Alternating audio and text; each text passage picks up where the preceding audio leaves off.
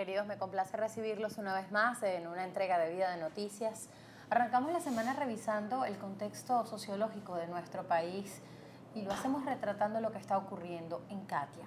Concretamente lo hacemos porque la semana inicia con una protesta contra la inseguridad por quienes habitan en esa zona, si se quiere, una de las de mayor arraigo en Caracas, una de las zonas populares más importantes a la hora de ir a conquistar votos. Qué importante es para muchos candidatos ir a Catia y hacerse del interés político de esa población, pero los abandonan porque lo que está pasando en Catia es que hoy conductores, comerciantes y por supuesto los vecinos tomaron la calle en Altavista para protestar contra la inseguridad, porque ya pues están hartos de lo que está ocurriendo allí.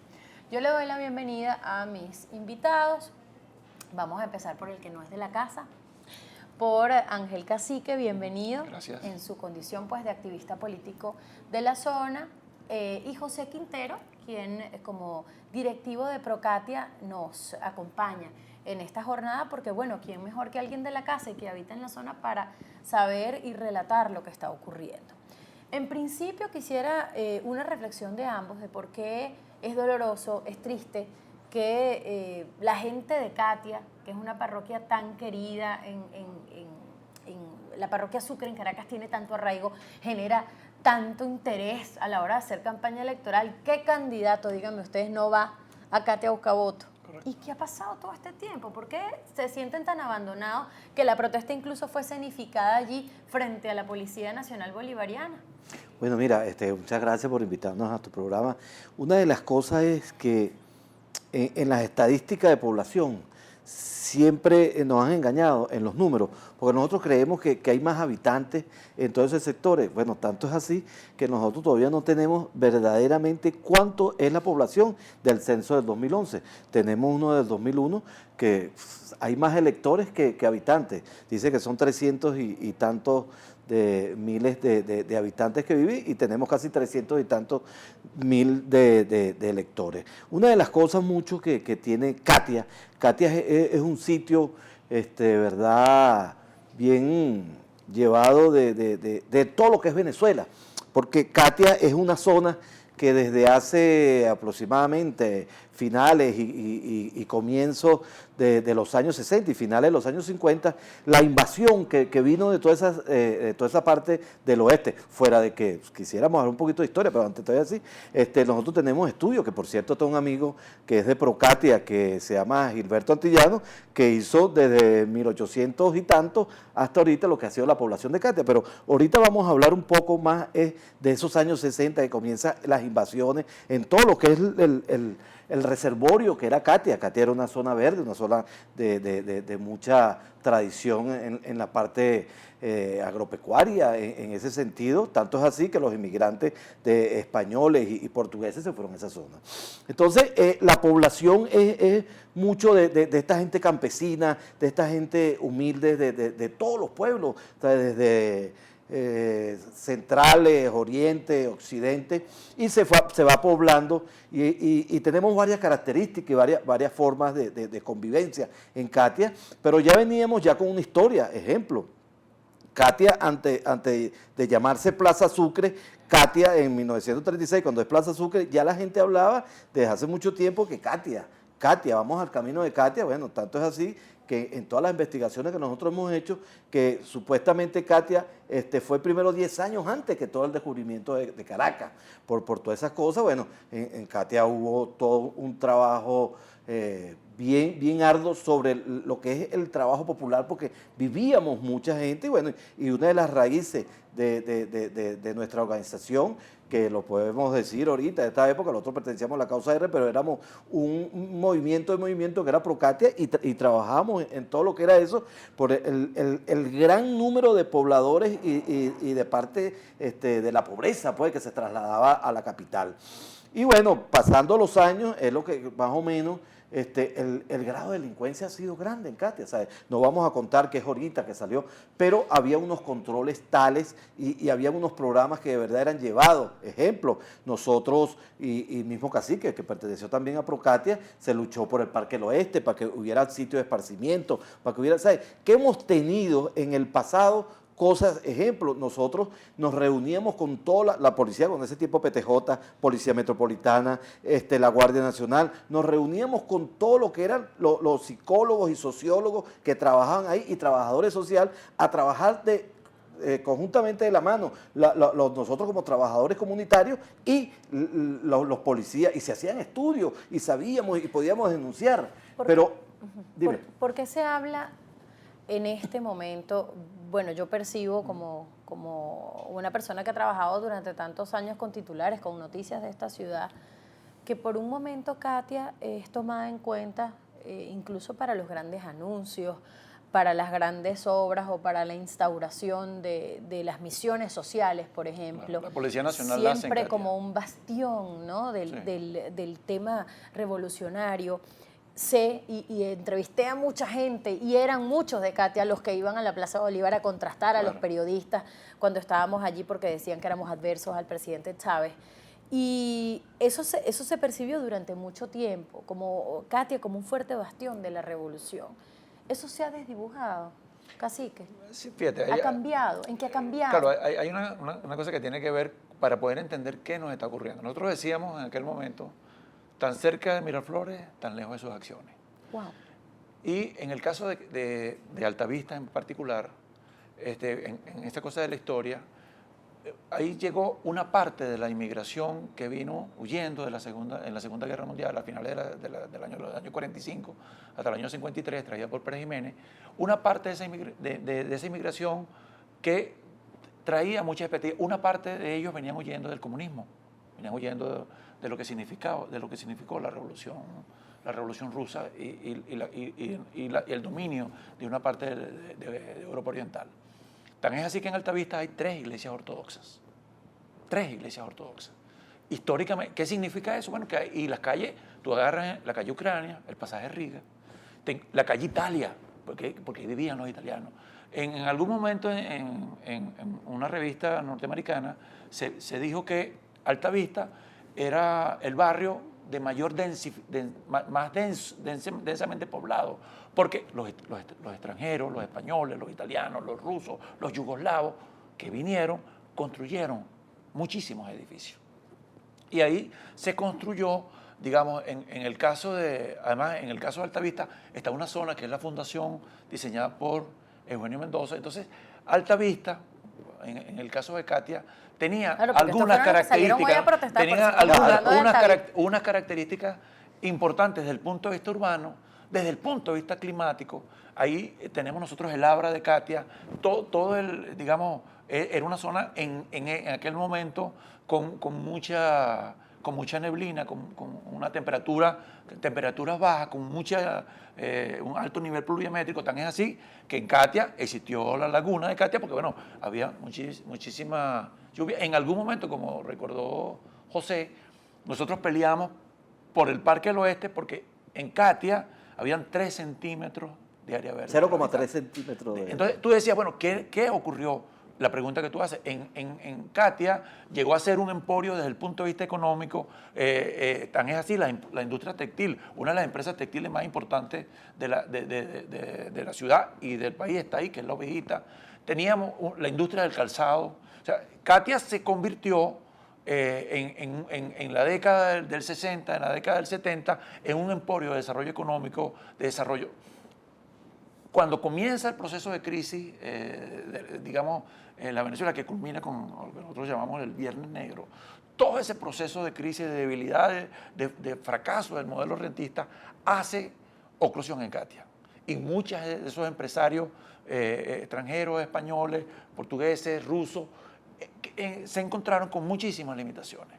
Y esa situación económica llevó obviamente, una clase obrera muy educada, muy tecnificada, con alto nivel de formación, lo llevó obviamente hacia el lado contrario. Se hizo extremadamente crítica. Tan es así que esa zona se hace, digamos, el bastión fundamental de la resistencia. En su momento, en el caso en el segundo gobierno de Pérez, las mayores cacerolazos, las mayores acciones de protesta se significaron ahí, porque había una gente que había perdido, obviamente, unas posibilidades económicas, una posibilidad de desarrollo, y dijo, bueno, este modelo nos lleva, y entonces le apuntaron a otro. Es que siempre, que cacique, lamentablemente... perdóname que te interrumpa, siempre se habla, y por eso me pareció tan interesante hacer este programa con ustedes dos que son de allí, siempre se habla de lo que opine Katia, lo que diga Katia, como es de esas zonas de Caracas donde se puede medir perfectamente bien cómo va el pulso político, porque como les digo, en un momento aquí en Venezuela se hablaba de que ese era el gran bastión del chavismo. Evidentemente, como tú mencionas, todo tiene su génesis en un momento histórico del país que todos recordamos que es el año 89. Y para quienes no lo recuerdan, vale la pena revisar un poco la historia para saber por qué Katia se vuelve tan famosa en ese momento de la historia, pese a otras grandes glorias de la pluma venezolana que fueron paridas allí, ¿no? El maestro Cabruja, Willy McKay, que es amigo mío, un gran poeta venezolano de esta nueva generación nuestra, muy joven. Pero bueno, el punto es cómo comenzamos a revisar el desgaste de esa convivencia entre los ciudadanos que con mucho arraigo, mucho sacrificio, vinieron de otros países, también vinieron del interior del país a poblar allí, y comienzan a encontrarse ahora con estos tiempos tan duros, tan difíciles, con el horror que lleva a la gente a protestar en la calle sabiendo que los colectivos los están vigilando, que les toman fotos. Esa es la parte de la historia que mucha gente no ve más allá del titular, porque no podemos quedarnos allí, porque hay un cerco muy fuerte en los medios de comunicación y que yo sí quisiera retratar allí. ¿Qué es lo que pasa después del titular, de la protesta? ¿Qué pasa después allí? Bueno, mira, hay dos cosas, rapidito, para entrarte en ese tema que tú me estás planteando. Mira, Katia tiene las lomas urdanetas, un urbanismo muy bien hecho, Propatria, Casalta 1, Casalta 2, Casalta 3, pero Casalta 1, que es el generalísimo Francisco de Miranda, que la gente se molesta que le diga Casalta 1, ahí vivieron ministros de Pérez Jiménez, ahí en esa zona, o sea, Nueva Caracas, que todo un desarrollo, o sea, había en un momento una planificación de verdad de eso, y pues bueno, comienza la población. Pero mira, el catiense se encuentra engañado desde hace mucho tiempo. Tanto es así que el gran engaño que hizo Chávez a la gente era que iba a salir de todo eso malo que venía, y pues fue peor. Entonces el catiense se siente muy, muy, muy afectado en el engaño. Ya en esta época tú no puedes hacer una protesta cívica normal, que era que te falta el agua y tú trancas para presionar, porque siempre ha existido, pero a esta hora tienes una gente que viene sido preparada, porque ellos intentaron hacerlo con los círculos bolivarianos, se le cayó lo del círculo bolivariano, después intentaron de otras formas y todo esto, hasta que llegaron a los consejos comunales y no pudieron, porque bueno, la parte medio legal, no legal, pero y con eso le dio pie de convertir a los sectores, a toda esa gente que venían preparando, que venían desde hace mucho tiempo mandándolo a Cuba, mandándolo a todos lados, fueron preparando a esta gente y comenzaron a hacer los colectivos, que por cierto, son mal llamados colectivos, esos son unos malandros, todo, porque uno mismo comprobado. Habrán algunos que tengan media política y comienzan a enredar a la gente. Todo eso comienza en el 23 de enero y se va inyectando en todas nuestras zonas, en todas estas cosas, pero hay un efecto que es grande, que la delincuencia siempre ha existido, y la delincuencia era combatida en unos sitios, y tanto es así que nosotros tranquilamente, como trabajadores sociales, sabíamos quiénes eran los distribuidores, sabíamos quién eran los que vendían, sabíamos, y teníamos un enlace con la policía, y no nos delataban. De un tiempo para acá ha venido con este problema. Bueno, ellos mismos lo rompieron, que uno venía más o menos trabajando con ellos y rompimos todo este trabajo. Ejemplo, en Propatria, entre bloque 9 y bloque 10 de Propatria, eso ahí existió toda la vida, que los tipos han tenido transmisores y se comunican y ayudan a las comunidades, ayudan a la gente. Tanto es así que hay un parque que nosotros rescatamos ahí en el bloque 9 y a ellos les conviene que esté destruido porque eso, la organización les lleva a otras cosas. Pues. Entonces vemos que ahorita...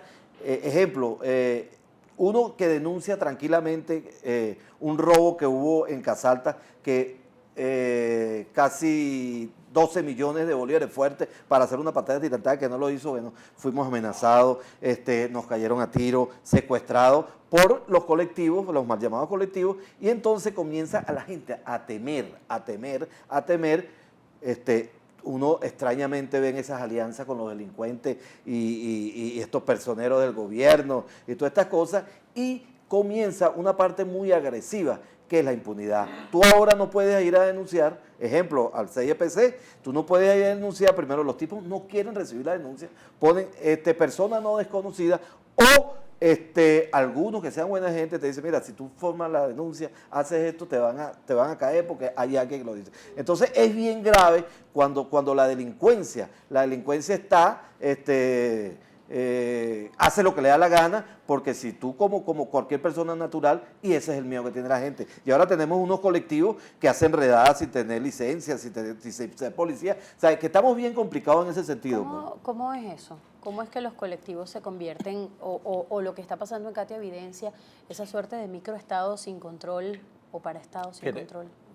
Ahí la referencia histórica nos puede ayudar a entender. En un momento determinado en Katia había la cárcel Modelo, el retén de Katia y el retén del Junquito. El retén de la cárcel Modelo se la llevó el metro. Nosotros dimos una lucha importante por la salida del retén de Katia. Y nos ofrecieron, el presidente Chávez nos ofreció que iba a construir la Universidad de Katia en el sitio donde estaba el retén del Junquito. Parecía resuelto el problema. Teníamos el Parque del Oeste, desapareció la Modelo, desapareció el retén, íbamos a tener una universidad. Parecía que había una posibilidad cierta de convertir a Katia en lo que algún momento fue, en una posibilidad cierta de desarrollo, en una opción donde la gente tuviera posibilidades de producción, de capacidad de hacer las cosas mejor. Y te puedo decir, por ejemplo, en algún momento de los números, las cosas numéricas, yo soy docente en el área de química, el 35% de los que estudiaban en los colegios privados provenían del oeste de la ciudad. O sea, había un intento, un esfuerzo de gente trabajando, haciendo lo imposible y pagándose sus estudios para tener posibilidades ciertas de superar. Entonces tú decías, bueno, en ese momento, cuando tú dices, bueno, llega la revolución, dice, bueno, había un conjunto de cosas que no habían funcionado y entonces iba a haber la posibilidad cierta de que Katia comenzara a hacer otra cosa. Habían votado masivamente por el presidente Chávez, habían dado demostraciones coherentes y concretas de pelear y de enfrentar las cosas malas del pasado y bueno, iba la cosa a ser diferente. Pero resulta que a lo largo de estos 16 años, eso no ocurrió. Evidentemente, los números decían, bueno, Katia, del municipio Libertador, la parroquia Sucre es la parroquia con el mayor índice de violencia. Bueno, el gobierno decide y arranca la Policía Nacional, arranca en la parroquia Sucre. Entonces, tú dices, bueno, y vas a tener, entonces ahora, ¿de acuerdo? La universidad, iba a tener las policías, ibas a tener posibilidad. Pero lo que tú dices, ¿qué ocurre? Bueno, el proceso de disolución del Estado, que yo llamo un Estado que se vuelve ineficiente, un Estado que deja de cumplir su labor, que le asigna en paralelo al surgimiento de la Policía Nacional, comienza a desarrollarse ese modelo, digamos, nefasto que deja que el Estado permite que otros factores externos tengan el uso y control del arma.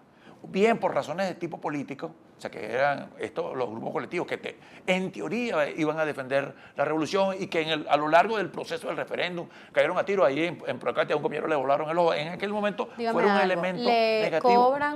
¿Le cobran vacuna a los conductores? ¿Cómo? Porque me quedan 3 minutos y necesito contar eso. Entonces, en ese proceso de degradación, que se aplica en el caso de la parroquia Sucre, hizo que esa Policía Nacional dejara de ser eficiente, entre otras cosas porque esos policías dejaron, o sea, una parte de los asesinados por la violencia son los policías.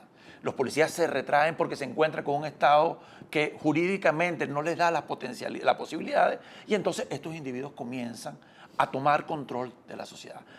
El control del narcotráfico, el control de estos grupos colectivos, y al disolverse el Estado, al hacerse el Estado ineficiente, estos comienzan a cumplir las funciones. Y entonces, por ejemplo, hace aproximadamente 2 meses, los colectivos en Altavista llamaron a una asamblea en el parque para decirle a la gente que ante la ineficiencia, la ineficacia de la Policía Nacional, de los cuerpos de seguridad del Estado, ellos lo iban a asumir. Y entonces resulta que está eso, unos colectivos que asumen, pero al mismo tiempo un AMPA, una situación de pobreza económica, una situación que agrava de falta de control legislativo desde el punto de vista de la cuestión judicial, la impunidad. Entonces hace que el AMPA domine, y entonces tienen un problema extremadamente complejo, en el sentido de que el AMPA te fuñe, la policía es inexistente, y los que dicen que son los factores de defensa de la revolución, que son esos supuestos colectivos, se convierten también en un instrumento de opresión y de maltrato a la gente. Le cobran a los camioneteros, establecen cobros de vacunas. En la cota 905, aquí en la Morán, pasaron por todos los comercios planteando, bueno, la necesidad de que pagaran. El drama de la inseguridad es tan grande que la gente dice, bueno, no tengo alternativa. La única manera de sobrevivir, la única manera de que a un camionero, a un conductor de una camioneta, a un dueño de una camioneta, que le roben su encaba, le roben su camioneta, la única manera es que tienes que pagar para que te la devuelvan. Entonces, en ese drama te encuentras que hoy, por ejemplo, que fue lo que tú decías, lo de la noticia, hoy todos los vecinos, comerciantes, transportistas, estudiantes, toda la gente salió porque no queda alternativa. Y para pedirle a la Policía Nacional, que está a 100 metros de la entrada de Altavista, decirle, nosotros queremos que ustedes cumplan la labor para la cual están asignadas, y que no puede ser que esa labor le quede en manos de los colectivos. Fíjense, yo les agradezco a ambos el tiempo para reflexionar sobre esto, pero se me acaba el programa. Sí, Tengo que una lástima. Pero bueno, tú no te puedes quejar porque tú tienes tu programa, Sí, claro. y casi siempre es allí donde pueden ustedes denunciar directamente las cosas. Sin embargo, pues guiados por la noticia y sabiendo lo difícil que es para la gente que habita en zonas donde colectivos son el paraestado, y las consecuencias que eso tiene para un poblador que denuncia, para un camionetero que protesta, pues nosotros quisimos hacer el programa de hoy con este tema porque sabemos la trascendencia que para quienes viven allí esto reviste, y es una situación que además sabemos ocurre en el interior del país. Correcto. Aunque lamentablemente pues la censura no les permita difundir suficientemente esa triste realidad. Nosotros hacemos lo propio en la medida en que podemos desde vertvnoticias.com. Muchísimas gracias por su atención.